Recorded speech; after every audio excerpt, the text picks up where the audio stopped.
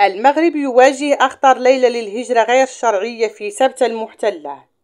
السلام عليكم ورحمة الله، مرحبا بكم. نفذت السلطات المغربية خطة استباقية غير مسبوقة في مواجهة المهاجرين بمنعهم من الوصول إلى شواطئ مدينة الفنيدق وإلى باب سبتة. واجهت السلطات الأمنية المغربية ليلة استثنائية في مواجهة أكبر دعوة على منصات التواصل الاجتماعي للهجرة غير الشرعية في اتجاه جيب سبتة الخاضع للسلطات الإسبانية في شمال المغرب.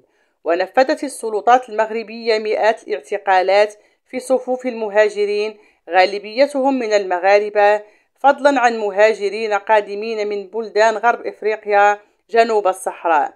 ووضعت خطة استباقية غير مسبوقة في مواجهة المهاجرين بمنعهم من الوصول إلى شواطئ مدينة الفنيدق وإلى باب سبتة.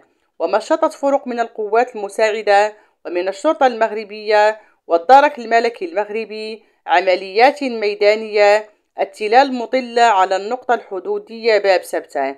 كما أشرفت قيادات إدارية وأمنية مغربية رفيعة المستوى على الإدارة الميدانية لعملية التصدي لمواجهة المهاجرين غير القانونيين، فيما حلقت طائرة عمودية هليكوبتر فوق سماء مدينة الفنيدق في شمال المغرب لتمشيط مياه البحر الأبيض المتوسط.